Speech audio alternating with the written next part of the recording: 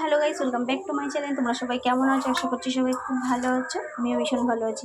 তো এই দেখো, তোমাদের দাদাভাই মাংস নিয়ে এসেছে বাজার থেকে। তো ছেলের কালকে শরীরটা খারাপ ছিল বলে ওই জন্য বললো বাবা একটু মাংস খাবো, তো ওই জন্য নিয়ে এসছে। তো ওই থেকে দেখো আমি আলু কেটে নিয়েছি, দুটো পেঁয়াজ কেটে নিয়েছি, একটা টমেটো কেটে নিয়েছি, কটা রসুন নিয়েছি, আর একটুকু আদা কুচিয়ে নিয়েছি। তো আমি রান্নাটা করছি, দেখতে থাকো। ওই জন্য ভাবলাম তোমাদের সঙ্গে একটু শেয়ার করি। তো দেখো বন্ধুরা, আলুগুলো লাল লাল করে ভেজে নিয়েছি। এবার আমি ফোড়ন দিয়ে দিচ্ছি তেলের মধ্যে শুকনো লঙ্কা, গোটা জিরে আর একটু গোটা গরম মশলা দিয়ে দিলাম।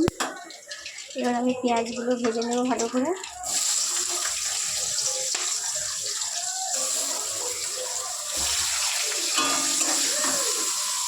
দেখো বন্ধুরা, মশলাটা কষানো হয়ে গেছে। একটা লাইটটা অন্ধকার অন্ধকার। এবার আমি মাংসগুলো তুলে দেবো।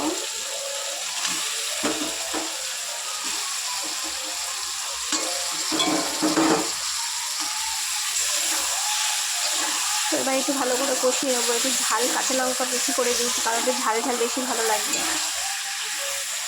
তো আমরা একটু ঝাল বেশি খেতে পছন্দ করি।